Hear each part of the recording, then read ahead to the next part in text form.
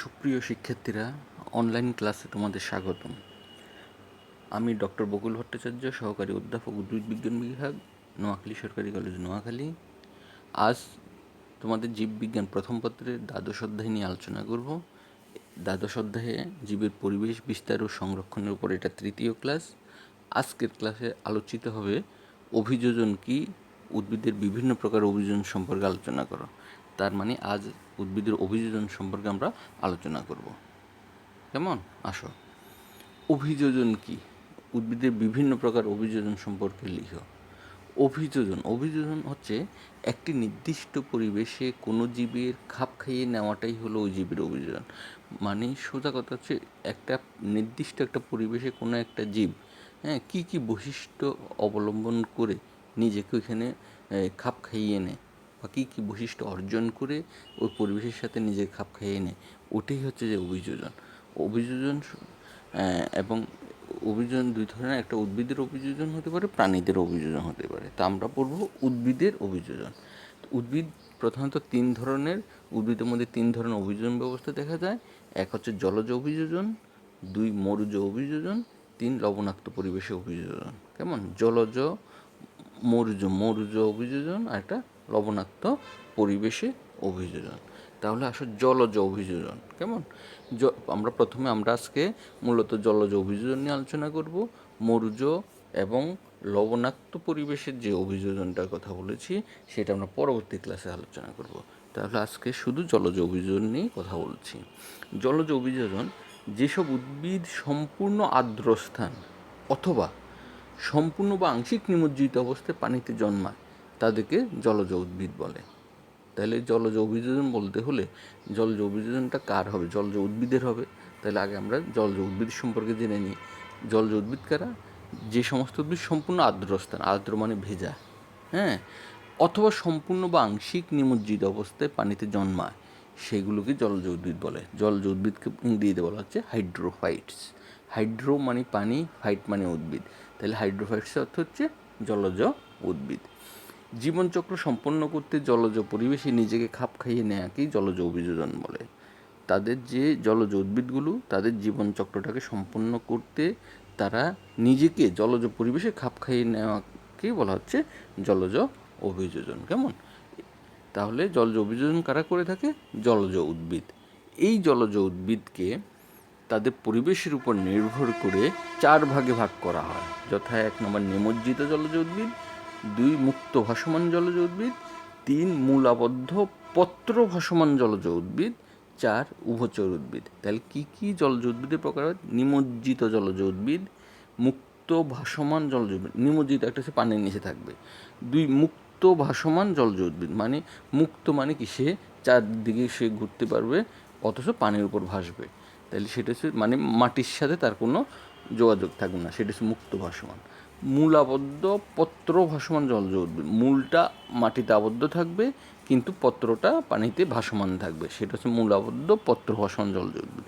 আর উভচর উদ্ভিদ, এটা জলও জন্মাতে পারে, স্থলও জন্মাতে পারে, জল এবং স্থল দুটো মিলিয়ে থাকতেও পারে। কেমন? সে হচ্ছে উভচর উদ্ভিদ। তাহলে আসো আমরা আস্তে আস্তে একটি একটি করে বর্ণনা দিই। প্রথমে আসছে কি? নিমজ্জিত জলজ উদ্ভিদ। এই দেখো, নিমজ্জিত জলজ উদ্ভিদ যেসব উদ্ভিদ মূল দ্বারা পানির নিচে মাটিতে আবদ্ধ থাকে। তাহলে তার মূল মাটিতে আবদ্ধ থাকবে এবং সমস্ত দেহই পানির মধ্যে নিমজ্জিত থাকে।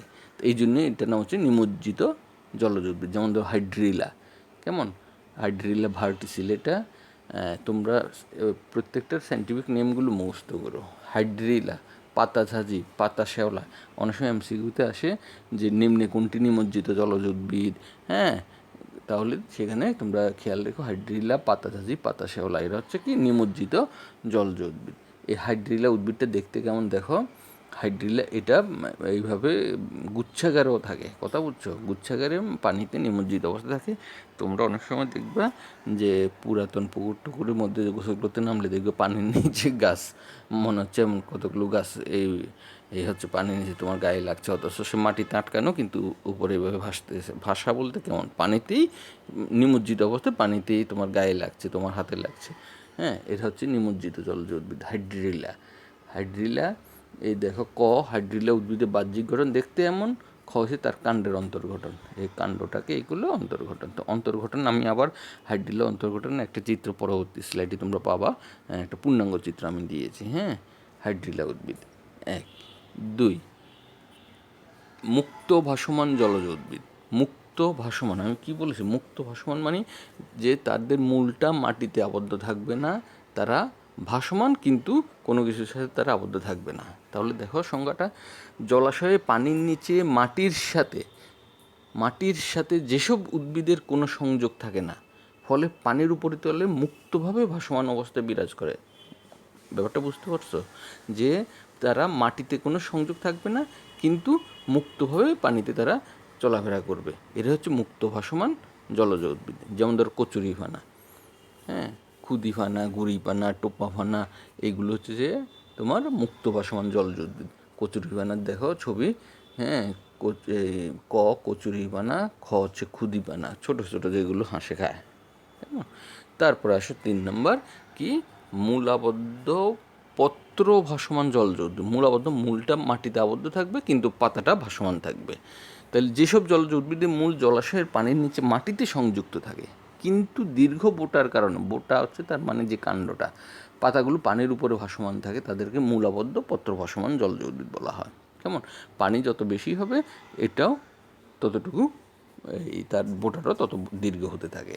যেমন ধর সাদা শাপলা, লাল শাপলা, পদ্ম, পানিকলা, এইগুলো সব মূলাবদ্ধ পত্র ভাসমান জলজ উদ্ভিদ। হ্যাঁ, দেখো ছবিতে লাল শাপলা কি সুন্দর ফুটে আছে, পদ্ম ফুল দেখো পানিতে, এই হচ্ছে মূলাবদ্ধ পত্র ভাসমান জলজ উদ্ভিদ। তারপরে আরেকটা 4 নম্বর কী যেন বলছিলাম, উভচর উদ্ভিদ। না, উভচর তো বুঝোই, উভচর মানে জলস্থল দুটোতেই থাকবে। যেসব উদ্ভিদ জলাশয়ের কিনারে মাটিতে শিকড়াবদ্ধ থাকে এবং কাণ্ডের অধিকাংশ পানিতে ভাসমান থাকে, সেসব উদ্ভিদকে উভচর উদ্ভিদ বলে। যেমন কলমিলতা, হেলেঞ্চা, কেশরদাম, এগুলো হচ্ছে যে উভচর উদ্ভিদ। কলমিলতার ছবি দেখো, হেলেঞ্চার ছবি দেখো। হেলেঞ্চার তো শাক হিসেবেও হেলেঞ্চা খাওয়া হয়, কলমিলতা কলমি শাক খাওয়া হয়। আমরা কলমি শাক খাই না, এক বাজারে যে কলমি শাক বিক্রি হয়, হেলেঞ্চা শাক বিক্রি হয়, এগুলো খাওয়া যায়। হ্যাঁ, তাহলে আসো আমরা মোটামুটি জানলাম যে জলজ উদ্ভিদের প্রকারভেদ। জলজ উদ্ভিদ প্রকারভেদ কী বলেছিলাম বলো তো আবার?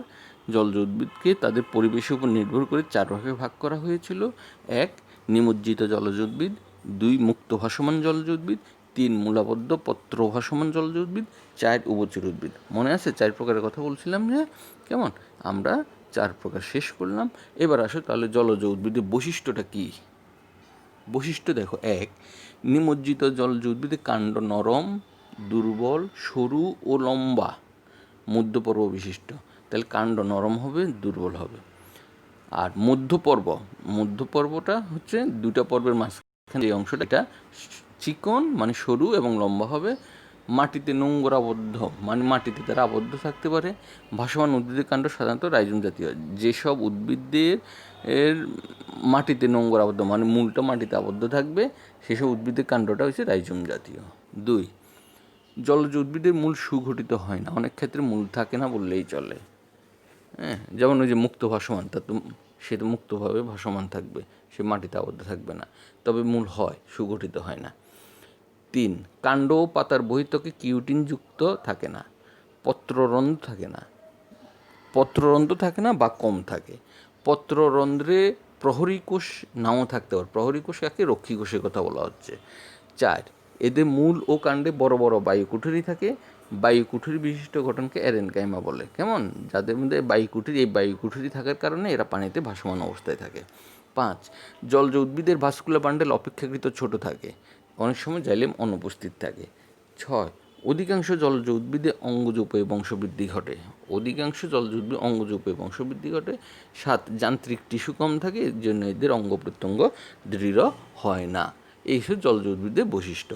এখন জলজ উদ্ভিদে তারা পানিতে যে অভিযোজিত হয়, যে জলজ অভিযোজনের কথা বলছি, সেই জলজ অভিযোজনের জন্য তাদের কী কী অঙ্গসংস্থানিক অভিযোজন হয়, কী কী অন্তর্ঘটনগত অভিযোজন হয়, কী কী শারীরবৃত্তীয় অভিযোজন হয়, এখন আমরা জাস্ট এই 3টি ভাগে তাদের জলজ অভিযোজনটাকে 3টি ভাগে আমরা ভাগ করব। যে জলজ অভিযোজিত হওয়ার জন্য তার অঙ্গসংস্থানিক কী ধরনের অভিযোজন ঘটে, তার অন্তর্ঘটনগত কী ধরনের অভিযোজন ঘটে, তার শারীরবৃত্তীয় কী ধরনের অভিযোজন ঘটে। কেমন? আমরা ওইটাও একটু দেখে নিই। আচ্ছা, তাহলে পরবর্তী স্লাইডে যাই। দেখো, জলজ উদ্ভিদের অভিযোজন। জলজ উদ্ভিদের অভিযোজন হচ্ছে যে এটা প্রথমে আমরা তিনটি কথা বলছিলাম: অঙ্গসংস্থানিক অভিযোজন, অন্তর্ঘটনগত অভিযোজন, আর একটা শারীরবৃত্তীয় অভিযোজন। অঙ্গসংস্থানিক অভিযোজন হচ্ছে কি কি? মূলরোম অনুপস্থিত বা দুর্বল ধরনের। 2, মূলত্র অনুপস্থিত বা কোনো কোনো ক্ষেত্রে মূল পকেট দিয়ে প্রতিস্থাপিত হয়, রুট পকেট বলে এটাকে। মূল থাকলে গুচ্ছাকারে, অস্থানিক, খর্বাকায়, অশাখ বা কম শাখান্বিত হয়। কখনো বা অস্থানিক মূলের সাথে অতিরিক্ত ভাসমান বায়বীয় মূলের সৃষ্টি হয়। নেক্সট, নিমজ্জিত উদ্ভিদের কাণ্ড লম্বা, ফাঁপা, স্পঞ্জি ও কোমল হয়। এরপর দেখো, ভাসমান উদ্ভিদের কাণ্ড সরু বা মোটা, খাটো, স্টোলনযুক্ত ও স্পঞ্জি। কখনো কাণ্ড রসালো রাইজোমে রূপান্তরিত হয়। নিমজ্জিত উদ্ভিদের পাতা পাতলা এবং লম্বা বা ফিতা আকৃতির হয়। ভাসমান উদ্ভিদের ক্ষেত্রে পাতা বড় হবে, একটু চাপা, এবং উপরিভাগে একটা মোমের আবরণ থাকবে। পাতার বোটা লম্বা, নমনীয় এবং মিউসিলে যুক্ত হয়। অর্ধ নিমজ্জিত উদ্ভিদের ক্ষেত্রে নিমজ্জিত, ভাসমান ও বায়বীয় পাতাসহ হেটারোফিলিস মানে কি, একই উদ্ভিদে বিভিন্ন ধরনের পাতার উপস্থিতিও দেখা যায়, এবং নিমজ্জিত পাতা আলোকভিদ্য ও স্বচ্ছ হয়। এইগুলো হচ্ছে তাদের অঙ্গসংস্থানিক অভিযোজন। এবার আমরা অন্তর্ঘাটনিক অভিযোজনটা কী হয় আমরা দেখি। যে জলজ উদ্ভিদে মূলতন্ত্রে বিভিন্ন ধরনের টিস্যুর বন্টন দেখা যায়, যেমন এপিডার্মিস একস্তর বিশিষ্ট এবং পাতলা প্যারেনকাইমা কোষে গঠিত থাকে। তারপর দেখা যায় কি, নেক্সট, কর্টেক্স পাতলা প্রাচীরযুক্ত, সুগঠিত ও প্যারেনকাইমা কোষে গঠিত। এর বেশিরভাগ অংশে সুগঠিত বায়ুকুটরি থাকে, যাকে অ্যারেনকাইমা বলে। ভাস্কুলার টিস্যুটা ওইভাবে সুগঠিত নয়, অনেক সময় তাদের জাইলেমও থাকে না। নিমজ্জিত উদ্ভিদের ক্ষেত্রে এটা সুবিন্যস্ত নয়। জাইলেমের ট্রাকিড উপস্থিত, কিন্তু ভেসেল সাধারণত অনুপস্থিত। তার মানে কি, ভাস্কুলার টিস্যুটা আসলে সুগঠিত নয়। কিউটিকেল অনুপস্থিত, থাকলেও পাতলা এবং সুগঠিত নয়। এগুলো কি তার অন্তর্ঘটনগত বৈশিষ্ট্য বলছে। এটা অন্তর্ঘটনগত বৈশিষ্ট্যগুলো আমরা কীভাবে, তার কাণ্ডটাকে আমরা যখন সেকশন করি, সেকশন করার পর তারপর যে বৈশিষ্ট্যগুলো আমরা বুঝতে পারি, এইগুলো অন্তর্ঘটনগত। এপিডার্মিস একস্তর বিশিষ্ট, যা পাতলা প্যারেনকাইমা কোষে গঠিত, তবে সাপ্লো শালুকের রাইজোমে সুগঠিত এপিডার্মিস দেখা যায়। এছাড়া বলা হচ্ছে অর্ধ নিমজ্জিত উদ্ভিদের ক্ষেত্রে হাইপোডার্মিস অনুপস্থিত থাকে। নিমজ্জিত বা ভাসমান উদ্ভিদে উপস্থিত থাকলেও পাতলা প্রাচীরের প্যারেনকাইমা বা কোলেনকাইমা কোষে গঠিত থাকে। কেমন? তাহলে এই অন্তর্ঘটনগত যে অভিযোজন, একটা জলজ উদ্ভিদ, তোমরা হাইড্রিলার এটা দেখে আসছো। হাইড্রিলার অন্তর্ঘটনটা একটু দেখো। এটা হচ্ছে হাইড্রিলার অন্তর্ঘটন। ত্বক, হ্যাঁ, এটা হচ্ছে হাইপোডার্মিস আছে, এখানে অধঃত্বক আছে, বায়ুকুঠুরি আছে। বায়ুকুঠুরিগুলো থাকার, এই ধরনের বায়ুকুঠুরি থাকলে এদেরকে বলা হচ্ছে অ্যারেনকাইমা। তার কর্টেক্স কোষ আছে। আর ভাস্কুলার যেটা, এইটা যে স্টিলীয় কেন্দ্রীয় যে গোলাকার স্তম্ভ, এটাকে স্টিলি বলে। স্টিলি অঞ্চলে দেখো জাইলেমটা ঠিক আছে, হ্যাঁ, ফ্লোয়েমটার মধ্যে প্যারেনকাইমা আছে, সিবনল আছে, মানে জাইলেমটা অত সুগঠিত নয়। এই হচ্ছে যে মোটামুটি তাদের অন্তর্ঘটনগত অভিযোজন। তারপরে আসো আরও অভিযোজনের মধ্যে আরও কয়েকটা বৈশিষ্ট্য তোমাদের বলি। যেমন ধরো তাদের যে আচ্ছা, এই যে আমি বলে আসছি তখন যে চিত্রের কথা, এই চিত্রটায় তোমরা এবার লক্ষ্য করো যে প্রথম থেকে আমি চিত্রটা আবারও একটু রিভিউ করছি। যে সেখানে বলেছিলাম, দেখো, ত্বক, অধঃত্বক, বায়ুকুঠুরি, কর্টেক্স, হ্যাঁ, এগুলো ঠিক আছে। এন্ডোডার্মিস, পেরিসাইকেল, প্যারেনকাইমা এবং সিবনল মিলিয়েছে ফ্লোয়েমের তো 4টি উপাদান হয়, মাত্র 2টি উপাদান আছে। জাইলেমটা অত সুগঠিত নয়। কেমন? তাদের জাইলেম অত সুগঠিত থাকে না। এটা হচ্ছে হাইড্রিলার, এটা জলজ উদ্ভিদ। এই জলজ উদ্ভিদের সে অন্তর্ঘটনটা, চিত্রটা তোমাদের এবার দেখাচ্ছি। কেমন? তারপরে আসো যে আরও কয়েকটা বৈশিষ্ট্য নিয়ে বলি। যেমন কর্টেক্স পাতলা প্রাচীরযুক্ত, সুগঠিত ও প্যারেনকাইমা কোষে গঠিত। এর ভিতরে প্রচুর বায়ুকুঠুরি আছে। বায়ুকুঠুরি আমরা দেখতে পেয়েছি, হ্যাঁ। এই এই যেমন দেখো, এই যে এদের কর্টেক্সের যে কোষগুলো রয়েছে, এখানে দেখো এদের পাতলা প্রাচীরযুক্ত, সুগঠিত, ঠিক আছে, প্যারেনকাইমা কোষ, কর্টেক্স প্যারেনকাইমা কোষ দ্বারা গঠিত, কিন্তু প্রচুর বায়ুকুঠুরি। এই দেখো বায়ুকুঠুরি, এই ফাঁক যে জায়গাগুলো দেখো, এই সবগুলো বায়ুকুঠুরি। ভাস্কুলার বান্ডেল, জাইলেম, ফ্লোয়েম, হ্যাঁ, এখানে কোনো বান্ডেল শীত নেই। তারপরে বিশেষ করে নিমজ্জিত উদ্ভিদের পাতায় স্টোমাটা থাকে না। স্টোমাটা মানে কি, পত্ররন্ধ্র থাকে না। অন্যান্য উদ্ভিদে থাকলেও কম থাকে, কারণ গ্যাস নিয়ন্ত্রণে তাদের তেমন কোনো প্রয়োজন পড়ে না। এই বৈশিষ্ট্যগুলো পরের স্লাইডে আমি বলেছি, দেখো। হ্যাঁ, নিমজ্জিত উদ্ভিদের পাতার স্টোমাটা থাকে না, অন্যান্য উদ্ভিদও স্টোমাটা কম থাকে, কারণ গ্যাস নিয়ন্ত্রণে তেমন কোনো প্রয়োজন পড়ে না। এইগুলো তাদের কি অঙ্গসংস্থানিক বৈশিষ্ট্য। তারপরে গেল অন্তর্ঘটনগত বৈশিষ্ট্য। এবার আমরা শারীরবৃত্তীয় অভিযোজন নিয়ে আমরা একটু বলবো। শারীরবৃত্তীয় অভিযোজন হচ্ছে সব অঙ্গ দিয়েই পানি শোষণ করতে পারে ত্বকে কিউটিকল না থাকায়। যেহেতু কিউটিকল নাই তাই সব অঙ্গ দিয়ে পানি শোষণ করতে পারে। পানি শোষণের জন্য মূল ও মূলরোমের প্রয়োজন হয় না, 1। 2, কাণ্ড ও পাতার ত্বকেও ক্লোরোফিল থাকে, তাই পানির নিচে কম আলোতে ও কম কার্বন ডাইঅক্সাইড যুক্ত পরিবেশে প্রয়োজন সালো সংশ্লেষণ করতে পারে। তোমার কাণ্ড এবং পাতার ত্বকে ক্লোরোফিল থাকার কারণে তারা কী করে, পানির নিচে তো আলো কম যায়, অথবা কার্বন ডাইঅক্সাইড কম থাকে, তো কম আলো কম কার্বন ডাইঅক্সাইড যুক্ত পরিবেশে তারা প্রয়োজনীয় সালো সংশ্লেষণ করতে পারে। অধিকাংশ জলজ উদ্ভিদ অঙ্গজ উপায়ে বংশবৃদ্ধি করে থাকে। অঙ্গজ উপায়ের জন্য কারণ তাদের পরাগায়নটা সঠিকভাবে হয় না, অনিশ্চিত। তারপর 4, কাণ্ড ও পাতার বায়ু কুঠুরিতে বায়ু জমা থাকায় শ্বসন ও সালো সংশ্লেষণে অসুবিধা হয় না। বায়ু কুঠুরিতে বায়ু আছে, যার কারণে শ্বসন সালো সংশ্লেষণের সুবিধা হয়। তারপরে প্রস্বেদন হার কম থাকার কারণে পানি শোষণের জন্য প্রস্বেদনের টান দরকার হয় না। এই তাদের শারীরবৃত্তীয় অভিযোজন। কেমন? তাহলে মোটামুটি আমরা আজকে উদ্ভিদের জলজ অভিযোজন নিয়ে, জলজ উদ্ভিদের প্রকারভেদ নিয়ে, জলজ উদ্ভিদের অভিযোজন এবং জলজ উদ্ভিদ অভিযোজিত হতে তাদের অঙ্গ সংস্থানগত, অন্তর্ঘটনগত এবং শারীরবৃত্তিজনিত কী কী পরিবর্তন তাদের প্রয়োজন হয় বা কী কী অভিযোজন বৈশিষ্ট্য প্রয়োজন হয় সেগুলো আমরা আলোচনা করেছি। তোমরা একটু পড়বে। আর এই চ্যাপ্টারটা হচ্ছে থিওরিটিক্যাল চ্যাপ্টার, এটা মুখস্থ করবা। জলজ উদ্ভিদ বৈশিষ্ট্য মুখস্থ করবা, জলজ উদ্ভিদ অভিযোজন প্রকারভেদ মুখস্থ করবা, জলজ উদ্ভিদের অভিযোজনিক অবস্থা অঙ্গসংস্থানিক হোক, অন্তর্ঘটনগত হোক, শারীরবৃত্তিক হোক, এগুলো মুখস্থ করবা। কেমন? তাহলে আজকে এখানে থাকুক। পরবর্তী ক্লাসে আমরা আলোচনা করব মরুজ অভিযোজন এবং লবণাক্ত পরিবেশে অভিযোজন। সবাই ভালো থেকো, সুস্থ থেকো। ধন্যবাদ সবাইকে।